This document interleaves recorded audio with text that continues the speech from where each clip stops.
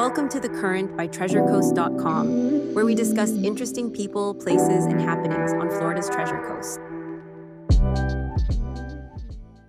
Well, David, thanks so much for being on. I really appreciate you being on to talk a little bit about edible landscaping and food forests. Why don't we start by you giving an introduction to who you are and what you do in that realm? Okay, thanks, Josh. I appreciate you letting me do this with you. So, I'm a residential horticulture agent with the University of Florida Institute of Food and Agricultural Sciences, and I'm a master gardener coordinator. So, I have a twofold job. I train master gardeners, I use them as volunteers, but also they help me put on these monthly classes that I do. That's great, and that's how I initially found you. I know we had talked about it. Was you had done a class on edible landscaping and food forests, and it caught my eye because it does seem to be something that's growing in the minds of a lot of people. I'm interested to see what your thoughts are in there, why people are taking on that interest, and what inspired you to start getting into the work that you're doing today. Well, I think a lot of people are worried about food security. I think that they want to know where their food comes from. And I always had this little advertisement thing I do in my flyers where I say, or in my articles that I write, is to know your food, to grow your food is to know your food. And Hmm. so people are interested, they want to know what's in it. And a lot of people are interested in organic gardening, which is fine. I don't think you have to be an organic gardener to have healthy food and grow healthy food. You just have to use healthy practices. And so there's plenty of ways to do that. People, they want to grow their own food and they want to know how it's grown, and then they also like the idea with this food forest idea, or what we call permaculture. I think they like the idea of going out, and having all sorts of different plants in their yard that aren't just annual vegetable type plants, but plants that grow year round that you can go out and harvest food out of. So Yeah, I think you're right, and I guess for people who are watching this for maybe they're hearing some of these terms for the first time, how would you differentiate between like an annual vegetable garden and a food forest and permaculture, things that might be more, I guess, maybe evergreen is the right word? yeah, well, if an annual vegetable garden is very seasonal. So in Florida, we start planting in August and we're done by May. We don't do much planting any other time, as far as what we call traditional vegetables. And so the gardening in Florida is opposite of up north. Like, they're growing things in the summer and we're not. So that would be one big difference. Other is a traditional vegetable garden is in one spot. You have a row of 4 rows of corn, 2 rows of tomatoes, 3 rows of squash, and you organize them in a way that you won't, because in the wintertime, the sun is low in the sky here. You organize them in a way that they don't shade each other out. When you're talking about a food forest, or a food forest is kind of a weird way to describe it, I think, because in a forest it's shady and things don't grow in the shade that we want to eat. Now you can add vegetables and you can add those traditional vegetables all throughout your landscaping if you want. You don't have to have a traditional garden. But those are types of things that you would grow in a traditional vegetable garden, or annual things. You plant them, you harvest them, and they're done, basically. It's like tomatoes, for instance. You can grow bush tomatoes. They call them determinate, or you can grow vining tomatoes, indeterminate. And the only difference is indeterminate, if you plant them in August, they'll start fruiting in around October, and you can have fruit right on up to about May because they're always flowering on their new growth. Where determinate tomatoes would grow in, they would all flower at once. They would get ripened pretty close to the same time. You might get a couple picks off of them, and that would be for somebody that was wanting to can. So if you wanted to can tomatoes, you would do determinate tomatoes. But anyway, those things can be added all throughout your landscape. You don't have to put them in a traditional garden. And then there's the other aspect of things like longevity spinach, Malabar spinach. We call them spinach even though they're not really spinach. They're just perennial plants. Actually, Malabar is not perennial, it's an annual too. But there's perennial plants that you can have grow year round, and anytime you can go out into your yard and harvest some of that. It's not just fruits, it's vegetable would be vegetative, where you're actually, cutting off the leafy stuff and making salads or cooking them in dishes and things like that. Yeah, that's interesting. And when I had first started doing some research into this, it kind of made me think about a lot of foods that we are used to. I mean, things like sweet potatoes, where you can actually eat the leaves of those, and kind of expanding the horizon of what is edible about the foods that we're used to. And I'm interested to hear more about um, what you feel might be more important as far as where we go next in the conversation, because to me it's talking about other foods or other plants that you feel are good fits. I'm sure it depends on where people are. We're here on the Treasure Coast, you're in Sebring area, more central. Right. So what are some foods, or is there a better place to start where someone should look at, hey, where am I, what's the soil like? Yes, the soil and where you're at is going to be important for, in Florida, it's going to be pretty much the same stuff. But if you're in a colder climate, up like say you're in North Florida, then you might have problems with growing some of these things. You might have to protect them, some of the perennials. Like I don't know how much cold longevity spinach will take. Right. But here it does pretty well, most of the year. And if it does freeze back, it comes back. So there's a lot of options. Where I like to start, and where I start my classes, one of the ideas of forest and why we would say food forest is when you go out to the forest, nobody's fertilizing it, right? Nobody's watering it. They're not tending to it. And there's a reason for that. It's because there's a whole fauna out there, or flora and fauna both, that are actually making the soil better. So we have natural composting going on. Trees are shedding leaves. The leaves are breaking down and rotting. And this happened over hundreds and thousands of years. That keeps that cycle. And so you have natural communities that live in the soil. You have bacteria and funguses. And because let's say I live in a sandy, scrubby area, my natural community there that's living under the soil and is different than where you might live. If you're living in a high calcium soil with, a higher pH and different, then a different natural community forms there. But it has the natural community just like we do.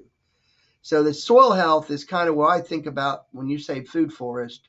I think about that part of the forest, what makes the forest different. And that's because the forest has a natural cycle going on where mycorrhizae help fix nitrogen, beneficial bacteria, beneficial funguses. People see mushrooms, and I got an email the other day. What do I do about these mushrooms in my yard? Well, they're decomposing matter, organic matter, and they're making the soil more healthy. So they're not really a problem. Now, there are other mushrooms, like there's a root rot that gets in certain trees, and you'll see these honey mushrooms clusters pop up. When you see that, you have a problem with your tree or shrub nearby, and that could be a problem fungus, but you're not going to get rid of that. It's living in the roots of that tree. So without, getting rid of that. So there's a lot of beneficial things going on in the forest, and that's where the food forest part comes in.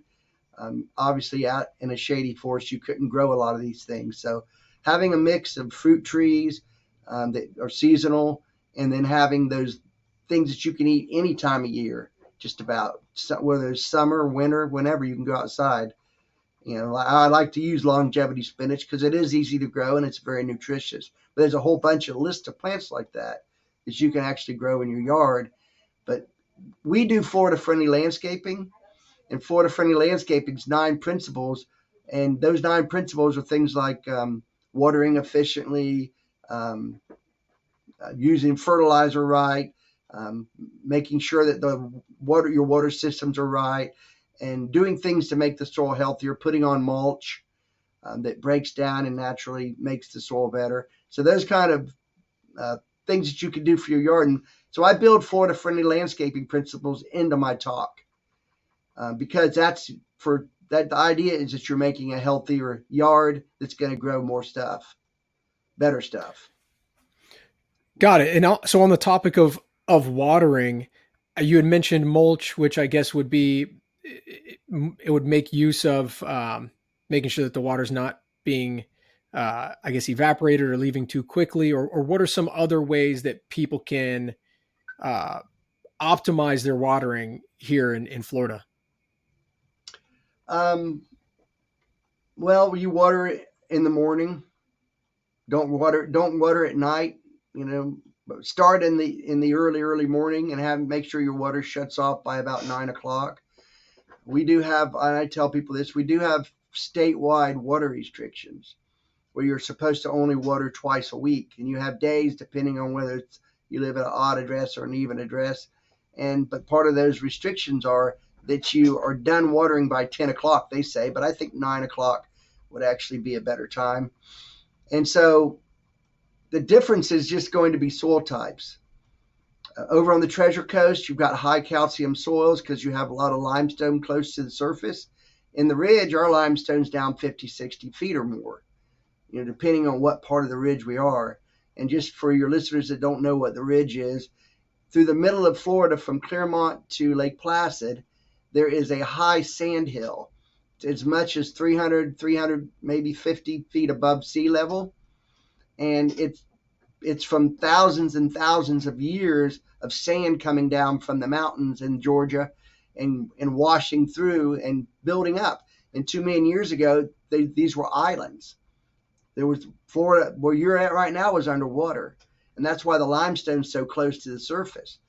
The sand built up, and we were actually islands, and that's what makes the ridge unique. Is because there's endemic animals and plants that aren't anywhere else in the world because they developed on an island, and they also developed needing fire.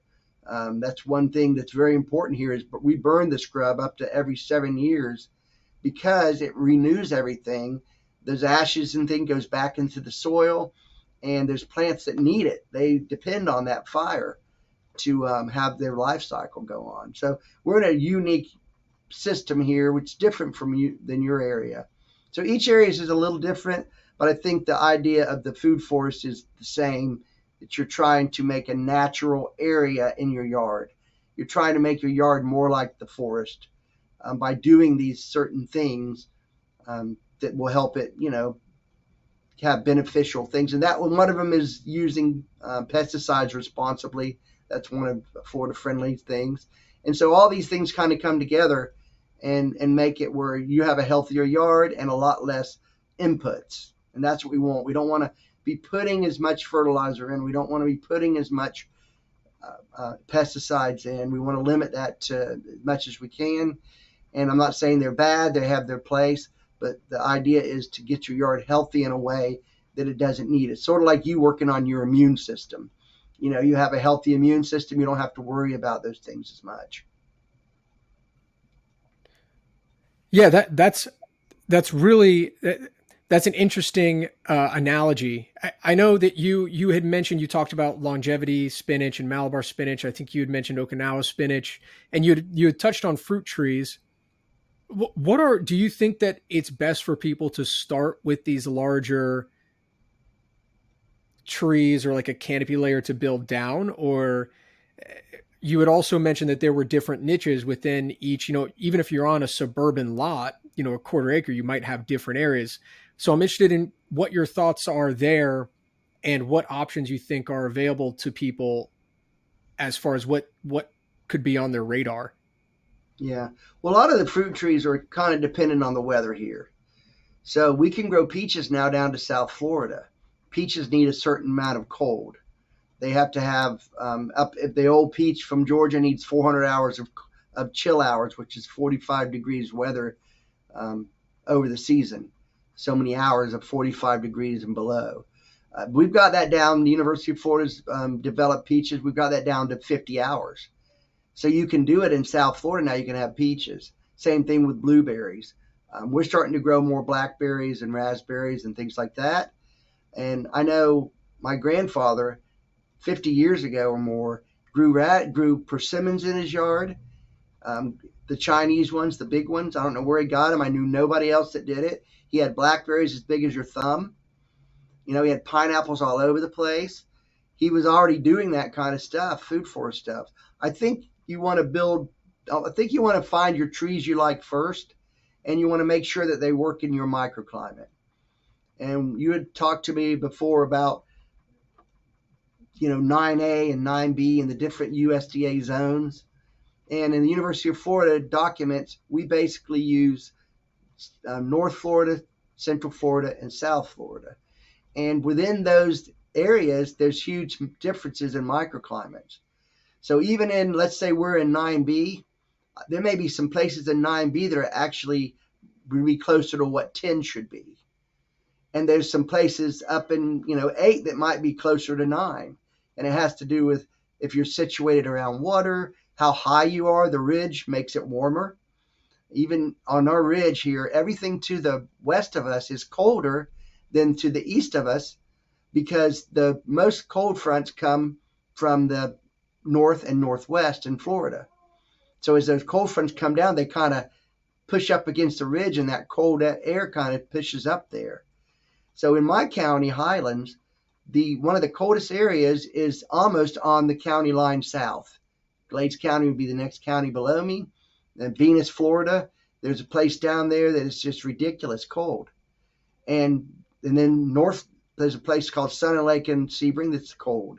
And it's on the west side of the ridge. It has to do with the topography when the cold comes down and where the lakes are and where everything is. And some of it's kind of unexplainable. I've been in that road on Venus at night because I had a friend that did citrus, and he would go out at night and run pumps. And I would ride with him. And I remember watching his thermometer drop 10 degrees within 2 or 3 miles. And even where I used to live, it would be 41 degrees in my front yard. I had a palm tree field that was probably less than a half a mile from there, where the temperature would be 28 at the same time I was having 41. So Wow. climates are important, and your soils are important. So there's a whole bunch of things you have to kind of piece together. I'm glad that you describe it like that, because that's something that I thought of as well, where on the Treasure Coast, we have, we're kind of we've got 10A and 10B, and then we have a large following with treasurecoast.com that's in Okeechobee. And obviously it's just a different world out there. And I know for a lot of people, I'm sure they have different success. I know you had mentioned peaches. I had talked to someone recently who had the UF Best, I think it was one of the peach varieties that they had, or the Florida Grande. And I'm sure that depending on where you're at, there's different success for different types. What are your thoughts on someone who is in let's say a suburban area? How do you usually tell them to get started? Would you suggest that they start with foods that they actually like, or would you start with them actually like testing the soil? Yeah, it's good to get a soil test. That's a gimme. The University of Florida, you can come to your local extension offices, whether you're in Highlands or Port St. Lucie or Martin County or wherever you're at. You can go to the extension office and they'll help you send a test to the University of Florida. That's going to give you a pH. It's going to give you a lime requirement. Now, over there on the Treasure Coast, it's very high pHs. So your pH are probably going to be too high, and they're really hard to bring down. And so that was where I would start with that. I think a soil test is definitely a good idea. They'll tell you phosphorus, potassium, magnesium, calcium, sulfur in the soil, and then some micronutrients. I think it's copper, boron, iron, manganese, I forget. There's a handful of ones that they test also. They send you a report, and then your local extension agent like me, I get a copy of it. When someone from Highlands County sends it to UF, then I get a copy of it. And we give the paperwork out here, or you can get the paperwork out online, but your extension office can take care of that. So yes, I think pH is super important. Here, everything's pretty much sand, and a lot of the soils start out a little acidic. So yeah, I definitely would say get your pH test, but then you could go ahead and plant trees that you like. And then it helps to know that like lychee is nut. Lychee is a very popular tree around here, but right now it's getting something called I think it's called an aranose mite. It's a microscopic mite, and all you see is the damage. And so, and the way to fix it, or the way to try to manage it, they cut all the leaves off and spray it with a sulfur-based fungicide, and it's really hard, and then you don't know that it's not going to come back because these little mites are so small, they float around and they land on your tree, and so it's tough to grow lychees now. Avocados, been for a while, a lot of avocados died from laurel wilt. Something called an ambrosia beetle spreads a fungus around. We all know about citrus. I'm living in the third to fourth largest citrus producing county. We're pulling up citrus left and right. It's really tough for homeowners. I do a class on February about growing citrus because there are some varieties that are tolerant, not resistant, but tolerant. And so then there's things you can do to try to grow them. But all these different, it happens with globalization. Globalization definitely has its advantages, being able to move products around the world so quickly, but it also moves pest and disease. And so those kind of things have kind of homogenized, and you get things like the Asian citrus psyllid spreading, Huanglong Bing or citrus greening. You get the ambrosia beetle, which we know it came into a port in Georgia. That's where it started. It kills red bays here, it kills avocados, and it kills different other trees up north. There's just all sorts of, every plant has the issues. So you want to look at that, and decide. I wouldn't let the ambrosia beetle keep me from having an avocado because I love avocados. And you can have a couple varieties if you have room, so they come in at different times. If you notice, the avocado prices at the store have kind of gone up a little bit. Right. Which I still buy them because I love avocados. And they're super healthy. I mean, unbelievable. Used to be in the day that back when I was younger, they're full of fat and they're not good for you. Well, they were totally wrong. They're excellent for you. They got fiber. They got really good fats. And so, you just have to decide what you want in your yard. Mango's another one I love. And there are some dwarf mangoes that don't take up as much room. So this July is our fruit tree class. I separate it from the permaculture class. We're actually, this month we're doing growing teas in your yard, where you can, they're telling you different plants you can make tea out of. I saw that on your Facebook page. Yeah. Yeah. And there's a tree called a Yopon holly. The Seminole Indians used to make tea out of it, but they would make a really super rich tea. And it was so dark and boiled down that it would make them throw up. And they used it as like a religious ritual. And it's actually, the scientific name is Ilex vomitoria. And the ilex is, all the hollies are ilex. That's the genus for all hollies. Vomitoria was because they used to do that. Doesn't sound like it's something you'd want to make tea out of, but it's actually got caffeine. It's more like a green tea, and it's got caffeine in it. So it could be a coffee replacement if you wanted to grow Yopon, and it's super easy to grow. It grow just about anywhere in the state. So there's cool things like that you could, if you're into that and you want to harvest those, the tea, and do the process of making it, where you can make it into a tea. You can also buy it. Yoder Brothers is a company that sells it. I'm not trying to push them, but they were one of the first people that came out and started to sell it. And so there's a lot of stuff out there like that you could actually grow and make teas out of. So those are kind of classes we're trying to do. And the food forest I separate from, and one year I called it Incredible Edible Landscapes. So it might have a different name, but it's the same kind of thing. We're talking about permaculture kind of situations, where the one coming up is going to be all on fruit trees. Yeah, that's good to hear. And we can put links into your Facebook page. And if there's anywhere else that you think we could put links into, we can kind of include those as well, especially since you mentioned the one coming up in July. And it's interesting that you had mentioned mangoes, because that's one of the things, I guess, when you look around at where we are, you see mangoes almost everywhere. They clearly thrive. And maybe that's a good opportunity to see what other, if you go on Facebook Marketplace right now, everybody's selling mulberries. Uh, so I guess there's certain things that seem to be thriving, or maybe there are things that are more tolerant to different diseases, or is that what you see in your experience?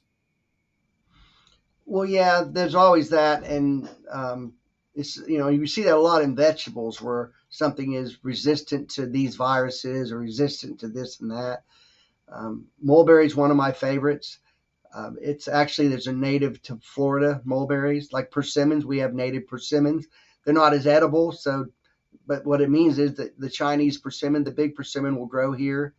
I like the big mulberries, but they have the one that's like an ever blooming one that has fruit all the time. I actually like the ones that come in the spring, and it's a big black mulberry. But so there's a sorry about that. No, no worries.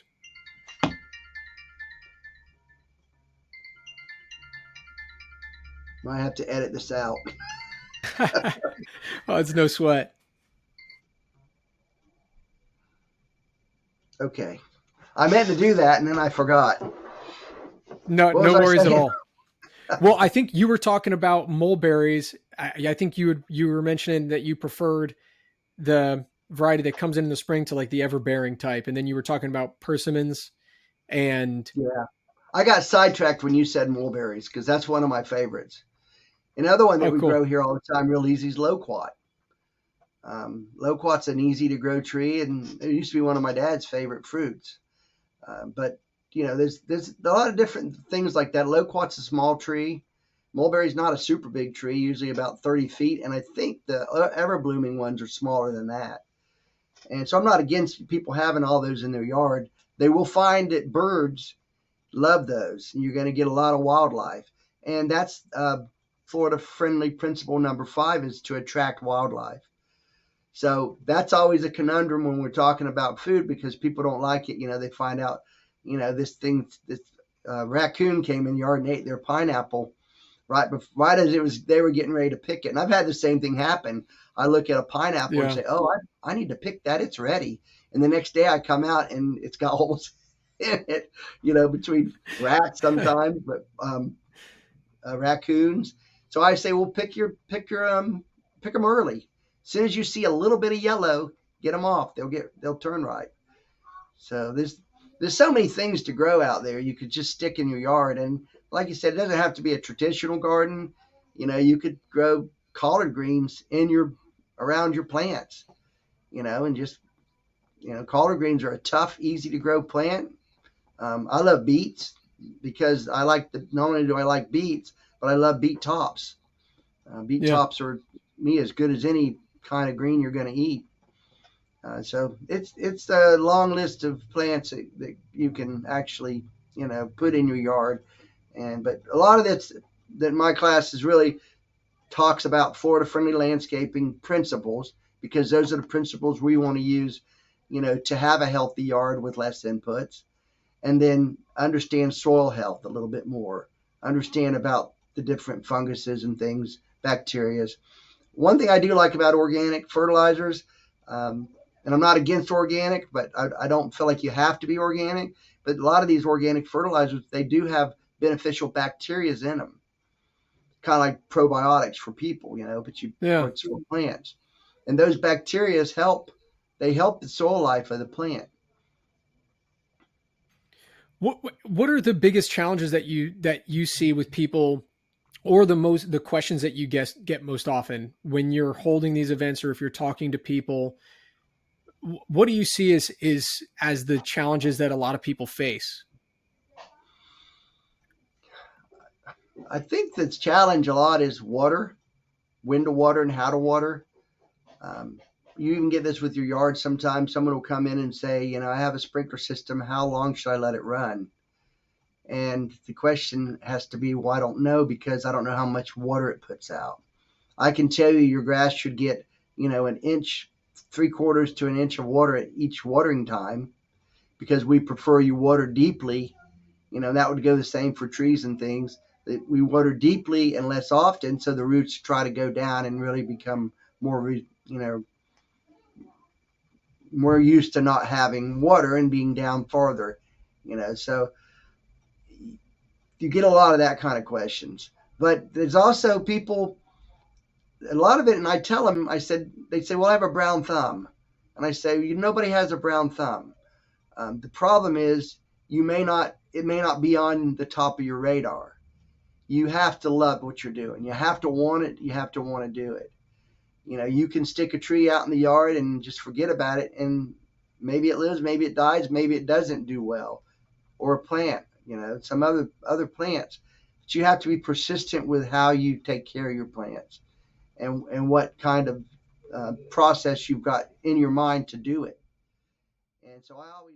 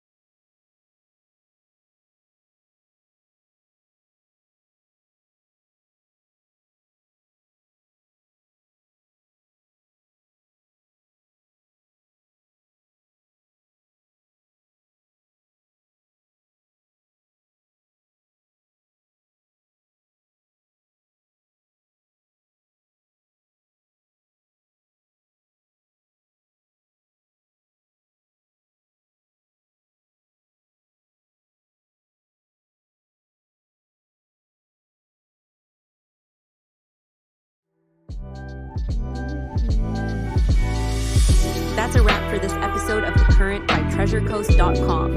If you enjoyed the conversation, be sure to subscribe so you never miss an episode. You can find us on Spotify, Apple Podcasts, and YouTube. Follow us on social media or visit treasurecoast.com for local events, tips, and news. Have a guest or topic you'd love to hear on the show? Let us know at treasurecoast.com. Until next time, keep riding the current and enjoying everything the Treasure Coast has to offer. See you soon.